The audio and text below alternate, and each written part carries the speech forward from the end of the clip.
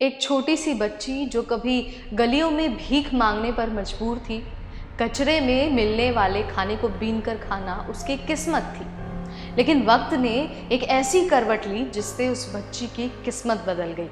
आज उस बच्ची के पास एमबीबीएस की डिग्री है और वो भारत में डॉक्टर बनने वाली है। जी हाँ, कहानी सुनने में थोड़ी इमोशनल ज़रूर लगेगी, लेकिन आपको सोचने पर मजबूर कर देगी। तो कौन है वो बच्ची, कैसे वो डॉक्टर बनी, क्या है उसकी पूरी जर्नी, सब कुछ बताएंगे इसी वीडियो में। नमस्कार, मैं हूं नेहा उपाध्याय आपके साथ और आप सब देख रहे हैं एनबीटी टेक।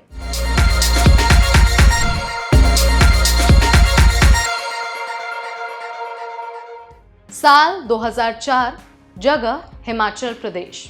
हिमाचल प्रदेश के मैक्लोडगंज की गलियों में पिंकी हरियान और उसका परिवार रहा करता था। परिवार इतना गरीब था कि वो कचरा बीनने और भीख मांगने के लिए मजबूर था। हर नॉर्मल दिन की तरह पिंकी का ये दिन भी कचरा बीनने और भीख मांगने में जा रहा था। लेकिन उस दिन पिंकी की मुलाकात एक तिब्बती भिक्षु टोंग लेन चैरिटेबल ट्रस्ट के डायरेक्टर लोबा सांग जमयंग से हुई। पिंकी को कहाँ पता था कि ये एक मुलाकात उनकी पूरी जिंदगी बदलने वाला है। जमयंग ने पिंकी को भीख मांगते हुए देखा और वो झुग्गी बस्ती में उसके घर चले गए। पिंकी के पिता कश्मीरी लाल की हिचकिचाहट के बावजूद जमयंग ने पिंकी की पढ़ाई के लिए उन्हें मना लिया। यहीं से पिंकी के शिक्षा की शुरुआत हुई और ये राह उसे डॉक्टर बनने तक लेके चली गई।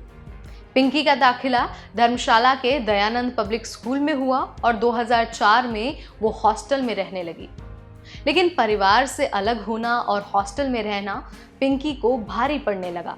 पिंकी को अपने घर की बहुत याद आती थी, घर वाले बहुत याद आते थे। लेकिन पिंकी ने गरीबी से निकलने का एक बहुत ताकतवर रास्ता ढूंढ लिया था और वो एकमात्र और सबसे ताकतवर रास्ता था शिक्षा। पिंकी ने हमेशा सिर्फ और सिर्फ पढ़ाई पर ही ध्यान दिया और लगातार मेहनत करती रही। उनकी मेहनत भी रंग लाई और पिंकी ने पहले 12वीं की परीक्षा पास की। उसके बाद देश के सबसे कठिनतम परीक्षाओं में से एक नीट का एग्जाम भी क्वालिफाई कर लिया।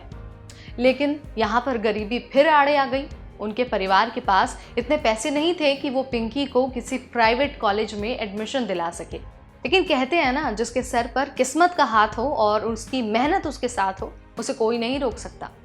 पिंकी की मेडिकल पढ़ाई के लिए पैसे जुटाए गए और उन्हें 2018 में एमबीबीएस की पढ़ाई के लिए चीन भेज दिया गया। उन्होंने मेडिकल की डिग्री ले ली है और अब वो अपने वतन वापस आ चुकी हैं। पिंकी का कहना है कि उनका गरीबी वाला समय, उनका गरीबी वाला बैकग्राउंड ही उनकी सबसे बड़ी ताकत बना। उन्होंने बचपन से ही अभावों को देखा था और अपने परिवार को परेशानी में देखा था।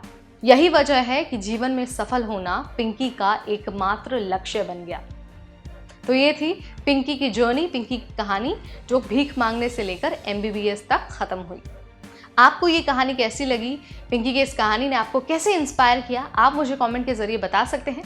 ऐसी सक्सेस की कहानियां हम आपके लिए लाते रहेंगे सिर्फ और सिर्फ एनबीटी टेक एड पर।